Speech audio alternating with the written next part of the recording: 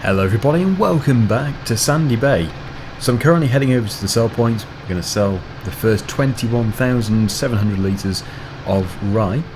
As we do this, I'm just going to very quickly do this episode's shout out, which actually goes to Friendly Hipster 96, who actually has a very good comment. It says, could you give a shout out to all the farmers who are still putting food on the table through this crisis? That is a fantastic point to make. So here we go. This goes to every single farmer in the world. Thank you to you for doing what you're doing and keeping everybody going. It means a lot. Okay, so here we are. I'm just going to back into here and hopefully we make a bit of money. A decent bit of money. We do still have a very small amount of rye left in the combine harvester. It isn't much, but we're going to have to get it unloaded, and we do still have a rye field, but it's not really time to do that yet because I want to get the straw sorted out from the previous field. So there we go, very good. £23,691, and we already have, is it about 3 or 4 other full trailer loads in the shed, in the grain store. So that field has profited very well. I would say let's turn right, but that's definitely not happening. I've just noticed these really nice tree guards. It's amazing how sometimes you have to visit an area several times before you notice something. It is just the level of detail which is so impressive. Oh, look at those tyres. I could have done with them. They're the right tyres for the restoration I just did. Yeah, I tried my best to find the right ones, but the ones that I put on were the closest.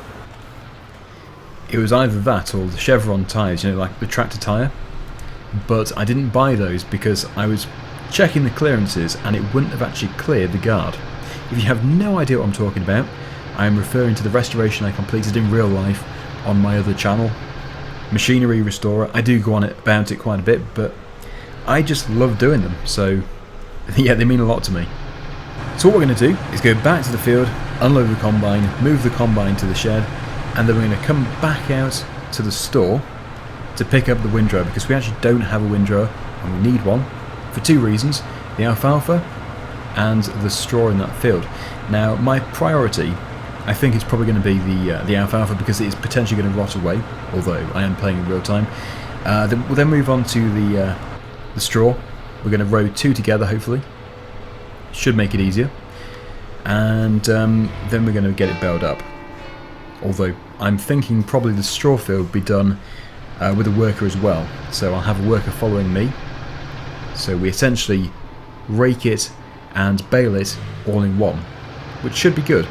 And I do have a plan for when it comes to the baler. I think the baler we're going to use for the alfalfa is just the normal baler that we use. It's the new Holland round baler. But as for the straw field, I think I would like to rent the crone with the machine on the back which puts 3 bales together. I think it's 3, because that would be so good. We could pick up 3 quadrant bales together then, and it's just going to make things so much easier. Plus I get to use a nice new machine. So we're going to drop off the trailer. Like I said, we're not going to be harvesting again until the middle of autumn, and it's just that one final field. I need to get everything else sorted out first, because if I was to leave the straw here on the ground, it's going to start to rot away.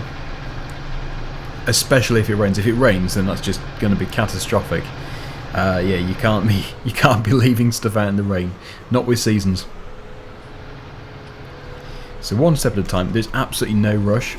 I might even get this field cultivated and maybe even drilled before I harvest the other rye field. It is just, it's fine. We're going to take it very, very leisurely. Quite a laid-back approach. Okay, right.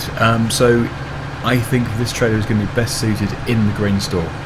For anybody who missed the previous episode, this is what I was doing. I harvested this field, which did take a surprisingly long time, but then again I suppose we do have quite an old combine there. But I think the main reason was because this field just yielded so well. We got so much straw and so much grain out of it. Okay, we're going to leave the 1,500 litres in there, there's no point tipping it out. And eventually, we'll be selling what we have in the grain store. I will just sell it as we go, as we need it, when the price is good. No, that sheep is going to cross in front of me. Ah, a sheep crossing. I should have put signs up. Yes, they're definitely oblivious of what's going on around them. It's only a tractor, nothing to be scared of. I think I'm going to open up this door, we'll close this door over here, because that's sort of sorted. I am going to get a grain pusher at some point. I'm going to definitely try and push it up, but judging by the way it was tipping, I don't think we're going to be able to get it very high. I think it's going to be a fairly low pile. Okay. So I'm going to continue using this tractor, because it's good for collecting stuff from the store. But first let's just go and retrieve the combine harvester, and that is probably going to be best around the other side. I'm not going to pack it up, because it takes a bit of reversing and stuff, and we're going to be using it again fairly soon. So yeah, it can just stay around the front. When I said pack it up, I meant put it in the shed, not take the header off. Yeah, I'm definitely taking the header off. Keep it on the trailer. Now, it's always nice to be able to work towards something like upgrading the combine, but I really do like this combine. I know it's not good for big fields, but it serves me well, and it's just a nice looking combine as well. So I don't know if I'm ever going to change it, and if I do, I might just get the next combine when we have the money, so we actually do keep this one as well, because then we can still use this one for the smaller fields, like the one we haven't done yet. That one is just so small, it would be ridiculous using an even bigger combine. Ah yes, of course, the sheep again. I must close this gate behind me, because otherwise, well, they could escape. Wouldn't it be nice if they added the feature where your sheep could escape? Although actually many people will be probably thinking, what are you on about? Why would you want that? It's just as an incentive to keep the gate shut. And added realism. I put a vote in the previous episode, and it was a very simple vote. It just said, should we own the small farm, the one which we own the field next to?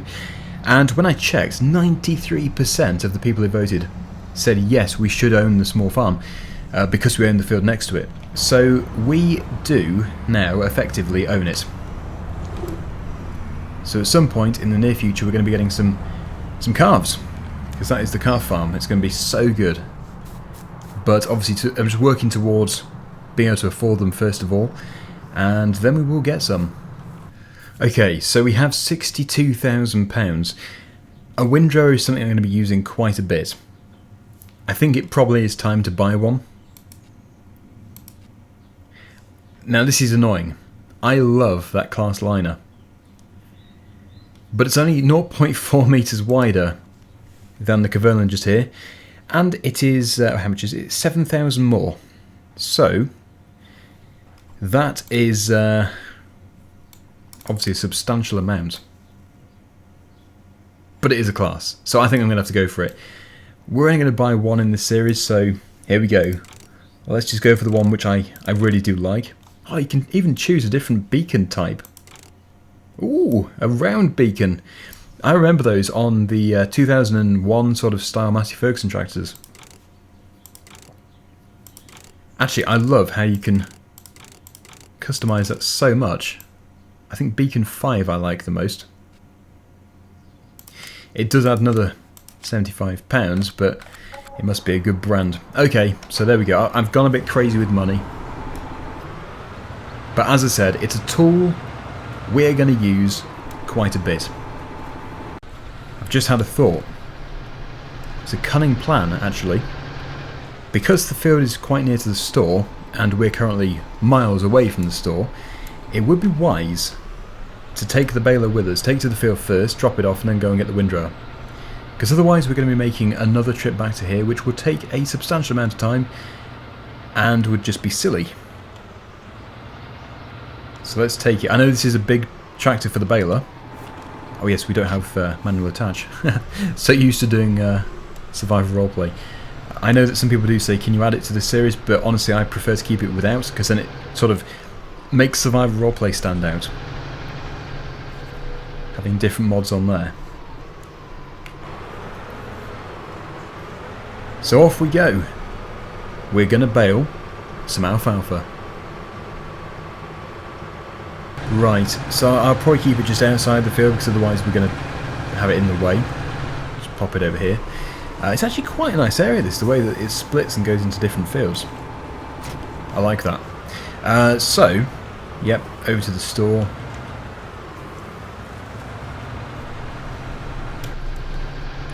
I must say, it is relaxing playing FS once you've had a trickier day. I've actually started on my next restoration project, and although I love doing it, I do have some stumbling blocks which make it a bit trickier.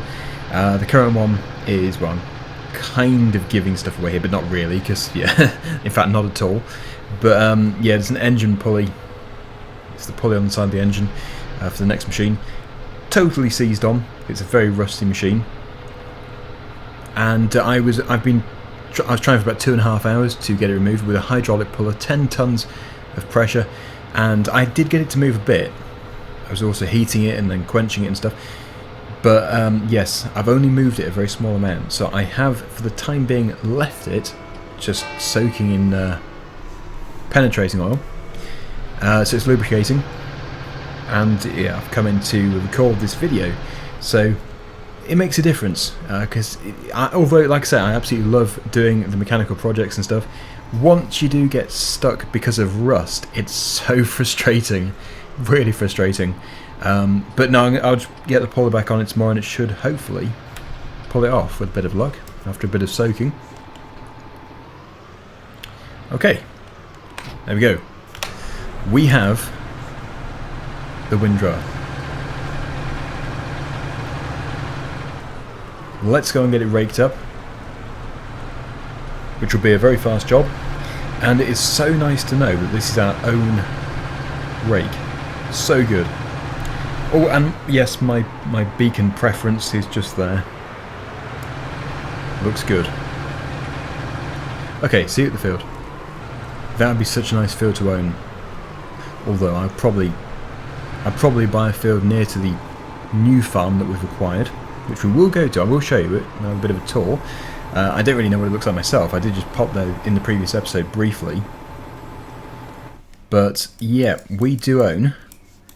Well, we already owned 41, so we now own this, which includes a grass field, which is actually for the cows, but when there's no cows in there, that is a grass field for us. Okay, I'll try and do this as neatly as possible. Usually whenever I say that I make a mess, but anyway. If I had brought another tractor, I could have had the baler following us, but then, no, don't miss bits. Yeah, if I did that, it would cost extra money for the worker. And really, it's such a small field. It's just not really necessary. Just like having the beacon on, not really necessary. That looks good. It is, it looks like a lighter or a limier colour. It's more lime green, the hay for alfalfa, over grass. In fact, yes, there is a piece of grass just there, a piece of grass hay. It seems weird saying grass hay, because we now have two types of hay. I think I'd still just call it hay.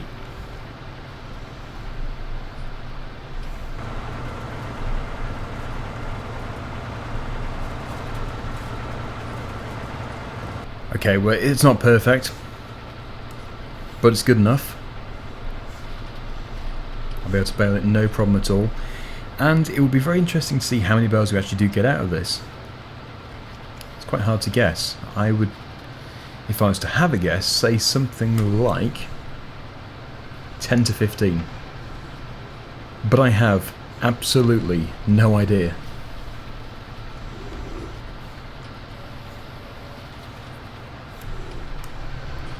I must just say something. The previous episode was only 24 minutes, I think it was. And my goal for this series is to have the episodes at around 30 to 35 minutes. The reason why is because I was very, very busy recording another video. The snow runner video. So I just didn't have time, and it actually took a long time to record anyway because of the harvest. So yeah, that's the reason why. But my goal is still to make them 30 to 35 minutes if I can do. Right, almost finished. We'll just spin round. Hopefully I can do this without missing anything, but it looks like it might get a bit wider. Oh, that is so annoying. That is so annoying. Okay, well, yeah, I'm just going to have to come back up again. That works. Okay, well, that's turned out okay. So we have 7 swaths to do. I'll take the windrower off, put the baler on, and we'll get this very, very quickly baled. And again, please do try and guess the number of bales we're going to make here. It can be a range. My range is 10 to 15, so we'll see if you get it right.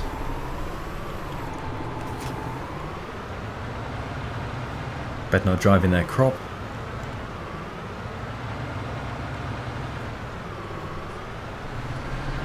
Yes, I don't know how expensive the Crone baler is to rent. I would have thought it's quite expensive. But we will see. Okay then, so the first bale is ready. No, it already had some grass in. So that was a grass bale. This is alfalfa hay windrow, which is exactly what we require in the cow trough and the sheep's trough.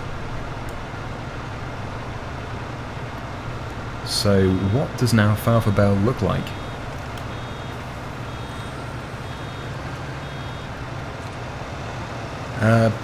Similar, but not the same. You can see, I'm guessing they're flowers. So yeah, it is different. It's like you can see the texture overlaid on top, but it still looks really good. Because we do need to know which is which when it comes to feeding them. Right then, here we go. Let's get it done.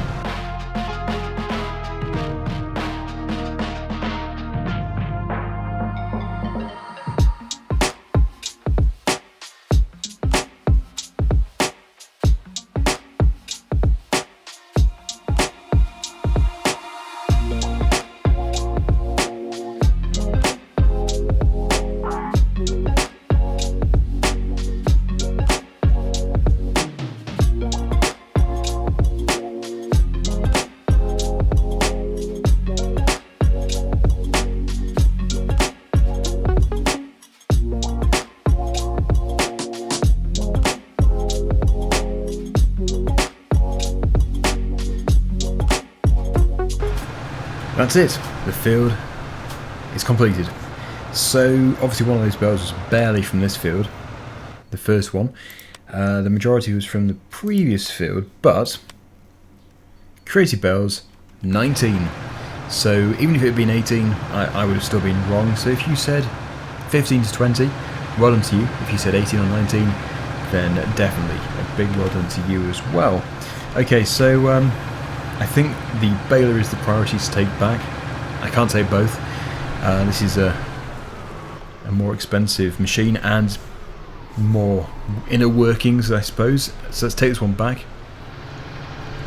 I'll have to pick the windrow up when we're back in this direction, which won't be too long because I need to come back here with the tractor and trailer, and of course the front loader. So I'm going to probably bring two tractors over. We'll get a worker to help us out, just to return it, which should be £50, not too expensive, and maybe even less. But that is another job done. So The next thing we need to do, we do need to clear those bales, but I'm going to probably do that in the next episode. What I'm going to do next is attempt to set up the crone baler, if we can afford it. Hopefully we can do. I'll just look at that view. So good. It gets me every time. It's just amazing. And that view. The bay looks good from two directions. Something I do need to do when we get back up to the farm is check the weather forecast, because obviously we do not want to be leaving straw or bales out. Both will be affected by the moisture, the rain. So actually, I don't know if the straw rots away slower if it's in bale form. I know that bales do still degrade over time, but I wonder if loose straw rots away faster. You'd have thought it would do. Well, I'll just pop this into the shed and then we'll take a look and see if there's any rain. But yeah, if it works the way I think it does, loose straw starts to rot away every night. You don't lose it all, but I think you lose some. I'll probably just get everything done, all the straw stuff done, all the bale stuff done, before this day ends. So, yeah, rain isn't an issue. The next rain is on Sunday. It's only Friday today. Today is sunny, so that's all good. I've just had a thought. I don't know if it's true, but I have heard that there could be a conflict, some kind of weird conflict between straw harvest and this map. I've heard that from several people.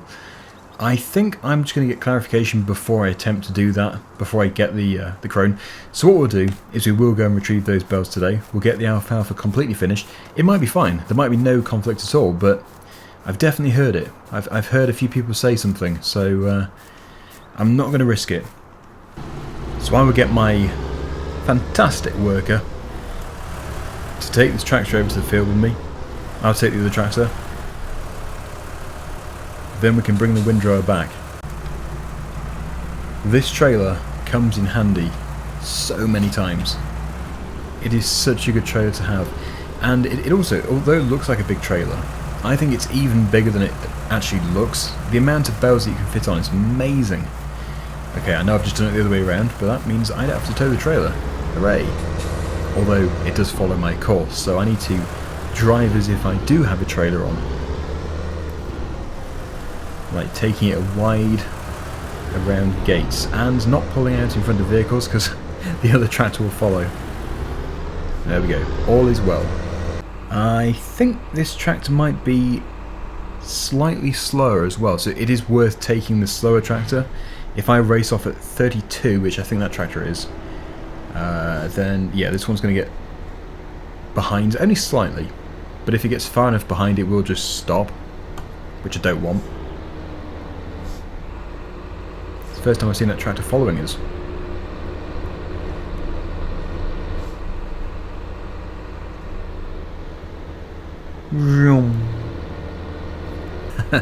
That's just me making childish sound effects, trying to entertain myself here.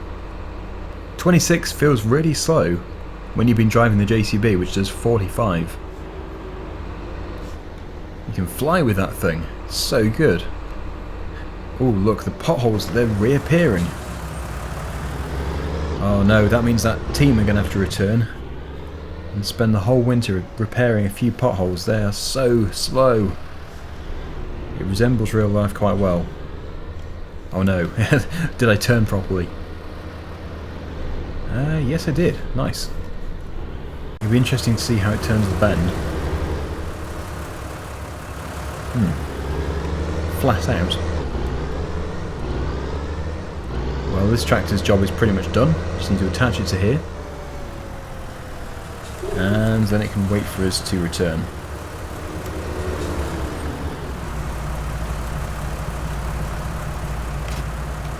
Okay, good. Yeah, I don't really like to leave machinery up here, so that's why I'm bringing it back. We have this fairly nice looking field. It is a nice field. Got this field to clear.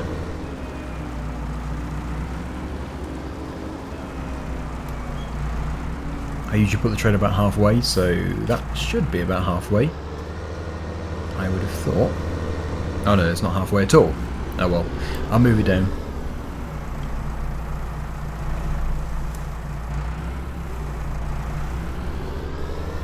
Okay, well, I think we all know what happens here, and it looks much better as a time lapse.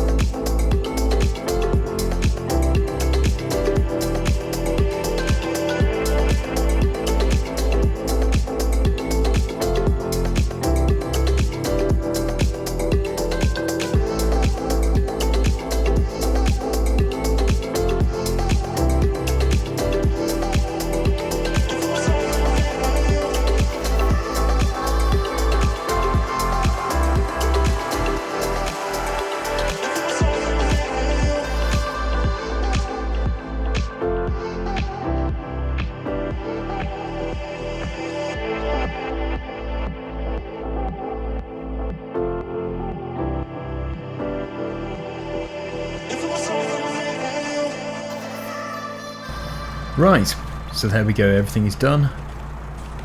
We have the bales on board. Yeah, that'd be a pretty good bumper sticker thing, which you tend to put in the back of a car. Instead of baby on board, bales on board. Although really, nobody's going to be able to see it.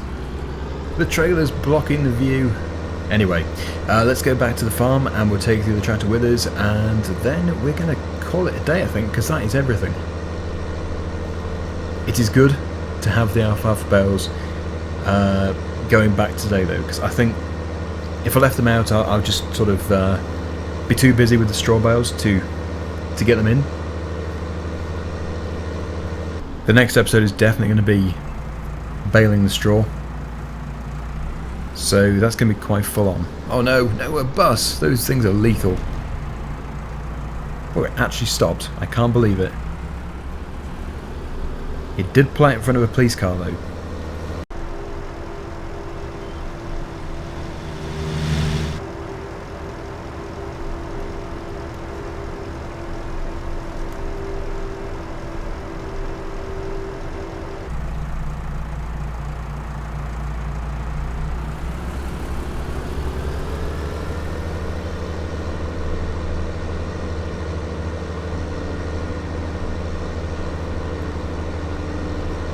I'm just going to have to pull over here. There's a police car with its siren on and its blue lights. There's also a police car without its blue lights. I have been hit by my own tractor. Okay, no emergency. Emergency, unless of course that police car is chasing the other police car. Did a police car get stolen? I've no idea. That's not good.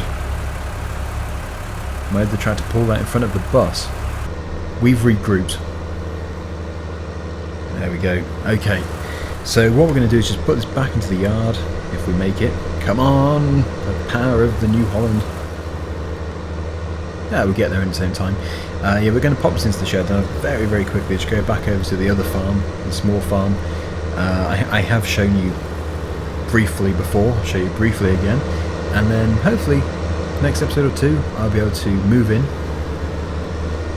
and we can start working there, but we can't really just rush straight into it because we do need the money for this farm as well, so it's going to be a gradual thing.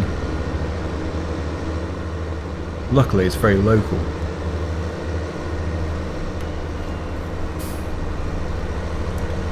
Oh, no, don't do that. I must remember to turn slowly with bales on board. Okay, well there we go. They're undercover, so that's going to prevent them from rotting.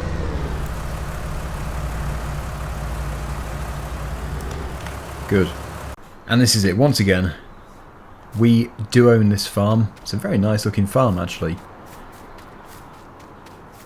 You might call it a little bit run down, but I mean, it looks good. I love that kind of farm. And the field which we own is this one here. So it's very nice. And yeah, our field, which is the rye field, which is the reason why we own this, is just over the hedge. That one over there. Okay, so thank you so much for watching. Hopefully you've enjoyed the video. And until next time, see you again very soon. Bye for now.